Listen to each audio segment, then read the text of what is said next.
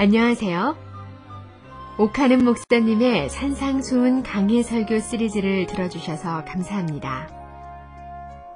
설교를 듣기 전에 먼저 찬양을 통하여 이 시간에 받을 은혜를 사모하는 시간을 갖겠습니다.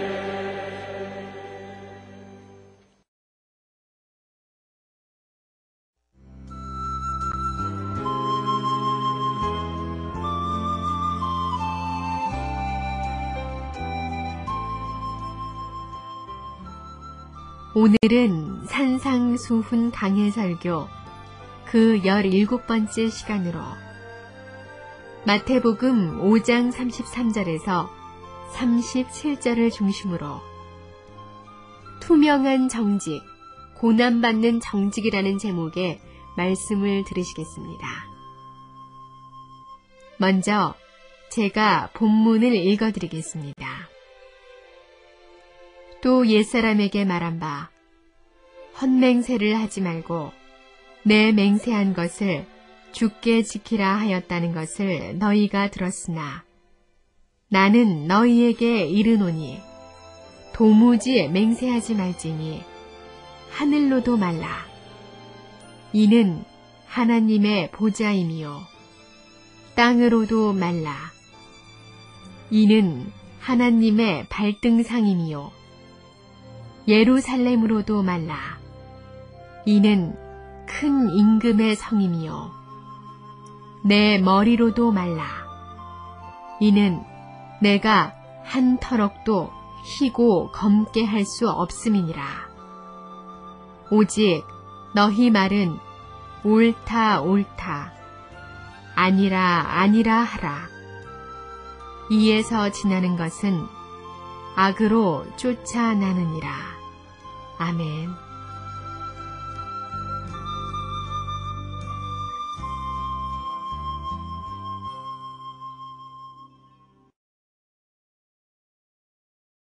최근 들어 우리 사회에서는 참 들을 때마다 가슴이 답답해지는 사건들이 연속 터지고 있었습니다. 예를 들면요, 목사라는 사람이 교회 개척을 하기 위한 자금을 마련한다는 구실하에 뒷돈을 대주면서 그에게 채권을 위조해가지고 시장에 유통시키다가 구속을 당한 일이 있습니다. 기가 막히는 일이죠. 서울경찰청장이 학력을 날조했다가 3일 만에 옷을 벗는 참 웃지 못할 일들이 우리 눈앞에 벌어졌습니다. 또 요즘 요즘 입시철이죠. 고교생들의 그 내신 성적이 참 중요한데 교사들이 잘못했는지 치맛바람이 너무 세서 그런지 내신 성적을 너무 부풀려 가지고 어느 학교의 내신 성적은 88%가 전부 엉터리라는 기사까지 나오는 것을 보았습니다. 이 모든 사건들이 다 일맥상통하는 공통점이 있습니다. 정직하지 못하다는 것입니다. 믿을 수가 없다는 것입니다. 심각한 문제가 아닐 수가 없습니다. 이 사회의 도덕적 기반이 무너져가고 있지 않나 하는 우려를 금치 못할 정도로 우리는 위기감을 느낍니다. 법을 집행하는 공직자가 또 다음 세대를 교육하는 교직자들이, 그리고 이 사회의 양심이라고 할 수 있는 성직자들이 사람들로부터 믿을 수 없는 인격으로 의심을 받는다는 것은 정말 기가 막힌 현실이요. 이런 상황에서 이 나라의 미래가 과연 보일 수가 있는지, 우리에게 장래가 있는지 의심을 하지 아니할 수가 없습니다. 며칠 전에 좀 가까운 몇 분들하고 조용히 아름다운 교제를 나누는 시간이 있었습니다. 그때 어느 분이 자기 아들 이야기를 했습니다. 그 아들은 믿음도 좋습니다. 똑똑합니다. 한국에서 또 미국에서 상당한 또 교육을 받은 청년입니다. 우리나라에서 직장생활 한 2, 3년 하더니 어느 날 갑자기 아버지를 찾아와서 이런 말을 하더랍니다. 아버지, 한국을 떠나고 싶어요. 유학을 가든지 어떤 방법으로 가든지 한국을 떠나고 싶습니다. 그 아버지는 제가 알기로는 상당한 애국자입니다. 너무 의아해서 아들에게 물었답니다. 왜 그러냐? 그랬더니 아들의 대답이, 아버지, 이 나라에 앞이 보이지를 않습니다. 이 나라에 앞이 보이지를 않습니다. 그 말 한마디에는 수많은 젊은이들의 탄식과 좌절이 들어있다는 것을 우리는 느낄 수 있습니다. 젊은이들의 눈에 나라 꼴이 앞이 보이지 않게 되었다면 이 책임을 누가 져야 할 것이냐? 교회가 이 책임을 벗을 수 있습니까? 교회 지도자가 이 책임을 벗고 손을 털 수 있을까요?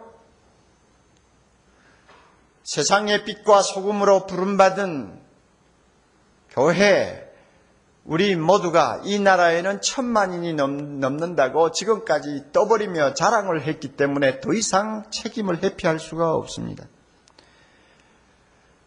언제부터인지 사람들은 목사를 믿지 않기 시작했습니다. 이미 여론조사에서 다 드러난 이야기입니다마는 목사의 정직도는 승려보다도 못하고 매스컴의 아나운서보다도 뒤떨어진다는 것은 천하가 다 알고 있는 이야기입니다. 이래가지고 이 나라가 정직해질까요? 투명해질까요? 한국 교회가 내어놓는 수치나 통계를 믿으려고 하는 사람 그렇게 많지 않습니다.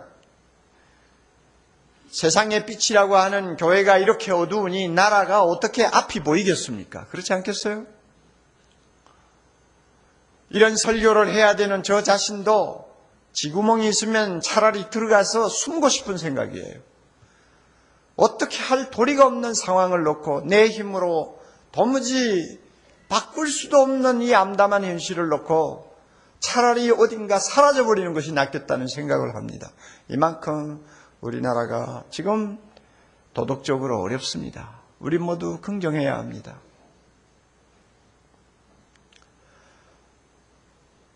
우리 한국교회의 초대 시절, 지금부터 70년, 80년 전, 아니 50년 전까지만 해도 예수 믿는 사람 하면 세상이 그래도 정직하다고 믿어주었습니다.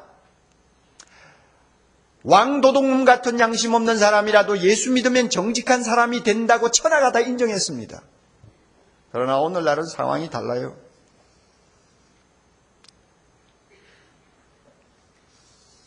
어쩌다가 유별나게 정직한 사람이 보입니다. 나는 예수 믿는 사람이에요. 나는 손해를 보고 욕을 먹어도 절대 거짓말 못하겠습니다 하고 버티는 사람이 어쩌다가 있어요. 그러면 주변 사람들이 놀랍니다. 또 마음으로 감동을 받습니다. 그리고 수근수근하는 말이 있어요. 예수 믿는 사람 중에서도 저런 사람들이 있네. 스스로 놀라는 거예요. 자, 이게 뭘 의미합니까? 뭘 의미합니까? 이 사회의 빛이라고 해야 될 교회가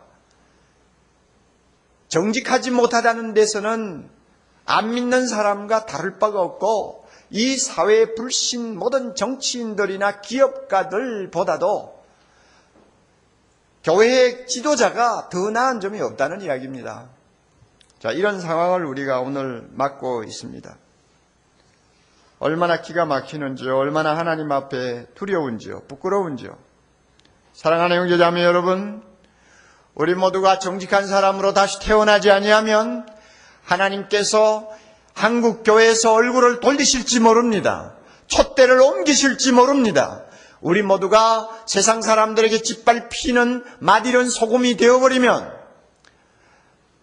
촛대만 덩그러니 화려하게 서있지 불꽃이 꺼져버린 교회가 된다면 하나님이 손을 대지 않아도 한국 교회는 무너져 내릴 것입니다. 우리는 이와 같은 위기의식을 가져야 됩니다. 이런 의미에서 오늘 주님이 우리에게 주시는 말씀에 귀를 기울여야 합니다. 비록 듣기가 매우 어려운 말씀이에요. 설교하기가 매우 힘든 말씀이에요. 안 했으면 좋겠어요. 우리의 아픈 것을 찌르고 우리의 부끄러운 것을 노출시키는 말씀이기 때문에 부담스럽기는 하지만 이 말씀 듣고 순종하는 것이 사는 길입니다. 그러므로 귀를 기울여야 합니다. 그리고 우리가 정직한 사람으로 거듭나야 합니다. 하나님의 은혜로 우리 새로워져서 우리의 입술이 깨끗해져야 합니다. 그래야만이 이 사회가 앞이 보이는 사회가 될 수 있고 젊은이들이 희망을 가지고 뛸 수 있는 나라가 될 수 있습니다. 하나님은 거짓을 미워하십니다. 거짓말하는 자를 멸하신다고 말씀하셨어요. 시편 5편 6절 7절 보면 하나님은 모든 행악자를 미워하시고 하나님은 거짓말하는 자를 멸하신다고 말씀하셨습니다. 예수님은 요한복음 8장 44절 이하에 분명히 말씀하셨어요. 사탄은 거짓의 아비, 거짓의 조상이라고 했습니다. 그러므로 거짓말하는 자는 사탄의 자손이요. 사탄은 처음부터 마지막까지 거짓말을 마치